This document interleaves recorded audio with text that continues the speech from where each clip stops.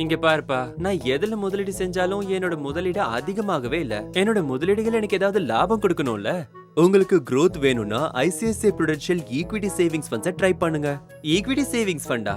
இது நல்ல யோசனையா இருக்கு. ஆனா இதெல்லாம் ஸ்டாக் மார்க்கெட்ல இருக்கவங்களுக்கு தான் நல்லது. இல்லவே இல்ல.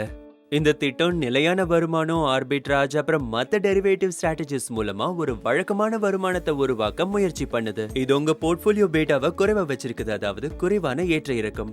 இது ஒப்பீட்டளவுல நீண்ட காலத்துக்கு நிலையான வருமானத்தையும் மூலதனத்துக்கான மதிப்பீட்டையும் உங்களுக்கு கொடுக்கும். ஆஹா, மூலதனத்துக்கான மதிப்பு மற்றும் வளர்ச்சியுமா? அப்ப ரிஸ்க் இருக்குமே. கொஞ்சம் ரிஸ்க் இருக்கு. ஆனா இது ஈக்விட்டி, கடன் அப்புறம் ஆர்பிட்ராஜ்னு எல்லா முதலீடுகளோட கலவையா இருக்கிறதால மத்த விஷயங்களை பேலன்ஸ் பண்ணுது. இந்த ஆர்பிட்ராஜ்னா என்ன? சில சமயத்துல ஒரே மாதிரி இருக்கிற சொத்துக்களோட மதிப்பு வெவ்வேறு பங்கு சந்தைகள்ல வித்தியாசமான மதிப்புல இருக்கும். அந்த மாதிரி சொத்தை குறைஞ்ச விலைக்கு வாங்கி வேற சந்தையில அதிக விலைக்கு விற்கும் போது அது ஆர்பிட்ராஜ்னு சொல்லப்படுது. இது ரொம்ப அருமையா இருக்கே. எக்ஸாக்ட்லி. அதோட இது low to moderate risk fund. Equity நிதியோட வளர்ச்சி திறன் மற்றும் வரி பலன்களை கொடுக்கிற அதே நேரத்துல கடன் நிதியோட பணப்புழக்கமும் குறைவான ஏற்ற இறக்கமும் பலன்களை கொடுக்கணுங்கிறது இதோட நோக்கம். அதனால இது உங்க நோக்கத்துக்கு ஏத்ததா இருக்கும்.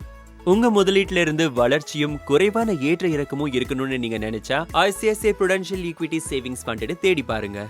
இந்த மாதிரி கூடுதல் விவரங்களுக்கு எங்க சேனலை லைக், ஷேர் மற்றும் சப்ஸ்கிரைப் செய்யுங்க. மியூச்சுவல் ஃபண்ட் முதலீடுகள் சந்தை அபாயங்களுக்கு உட்பட்டவை. திட்டம் தொடர்பான அனைத்து ஆவணங்களையும் கவனமாக படிக்கவும்.